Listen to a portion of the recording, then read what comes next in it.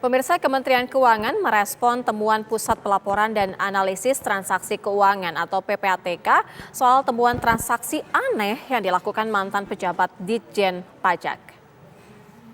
Hasilnya adalah sebagai berikut. Rabu siang tadi, Kementerian Keuangan menggelar konferensi pers terkait Rafael Alun Trisambodo, mantan pejabat Ditjen Pajak. Dalam kesempatan tersebut, Inspektur Jenderal Kementerian Keuangan Awan Nurmawan menyampaikan bahwa Rafael Alun Trisambodo terbukti tidak taat pajak dan terbukti tidak melaporkan LHKPN dengan benar. Inspektorat Jenderal Kementerian Keuangan pun merekomendasikan pemecatan Rafael Alun Trisambodo sebagai ASN. Usulan tersebut sudah disampaikan pada Menteri Keuangan dan disetujui. Tidak melaporkan harta kekayaan kepada pejabat yang tim investigasi dugaan fraud, hasilnya adalah sebagai berikut.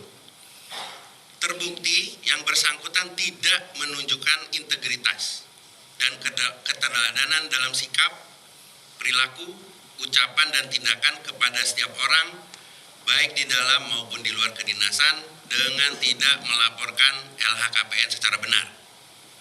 Tidak patuh dalam pelaporan dan pembayaran pajak, serta memiliki gaya hidup pribadi dan keluarga yang tidak sesuai dengan asas kepatuhan. Pusat Pelaporan dan Analisis Transaksi Keuangan atau PPATK telah memblokir 40 rekening Rafael Alun Trisambodo, mantan pejabat Ditjen Pajak. PPATK juga menemukan transaksi janggal senilai lebih dari 500 miliar rupiah.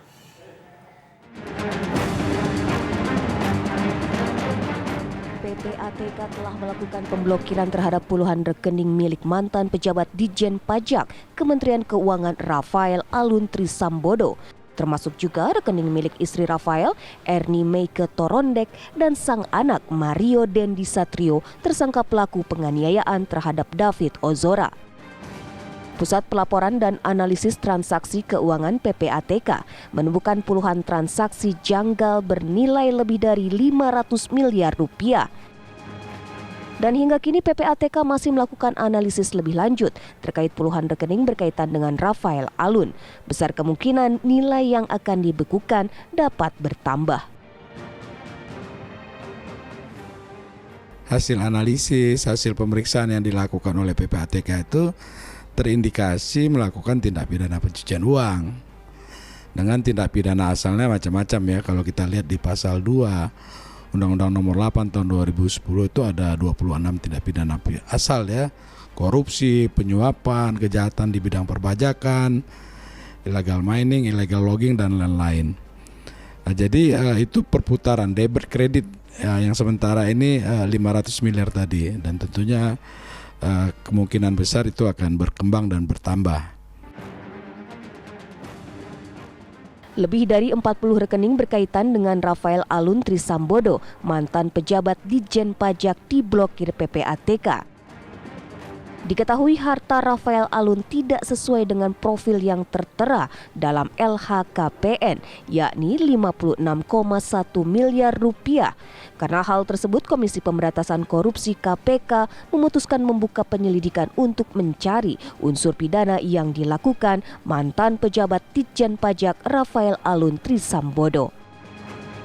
Dikutip dari LHKPN KPK, Rafael Alun Trisambodo memiliki harta kekayaan mencapai 56,1 miliar rupiah. Mayoritas kekayaan disumbang dari tanah bangunan yang bernilai 51,9 miliar rupiah. Tanah bangunan berjumlah 11 tersebar di Jakarta, Sleman, Yogyakarta, dan Manado, Sulawesi Utara. Dari Jakarta, tim TV One mengabarkan.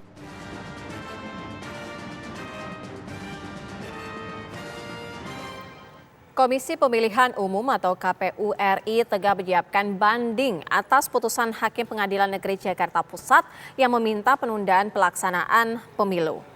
Anggota KPU RI Idam Holik mengatakan bahwa pihaknya tengah menyiapkan memori banding atas putusan dari Pengadilan Negeri Jakarta Pusat yang memenangkan gugatan Partai Prima dan meminta KPU untuk menunda pelaksanaan pemilu tahun 2024. Meski ada putusan tersebut, Idam mengaku KPU terus melakukan tahapan-tahapan pemilu sesuai dengan jadwal. Hari ini KPU menggelar uji publik tentang rancangan peraturan KPU dalam pencalonan anggota Dewan Perwakilan Rakyat, DPRD Provinsi, dan DPRD Kabupaten Kota.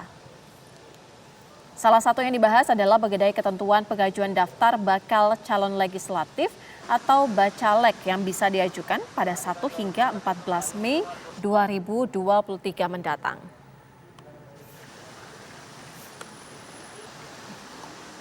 Rencana banding nanti kami akan informasikan kepada rekan-rekan media. Gitu. Berarti lagi disiapin atau gimana Pak? Apa aja disiapin? Hah? Ya memori bandingnya lah. Memori banding ya melengkapi dengan kebutuhan untuk pembuktian itu. Minggu ini Pak atau masih lama? Dalam peraturan persidangan banding itu kan diberikan kesempatan 14 hari ya. Ya.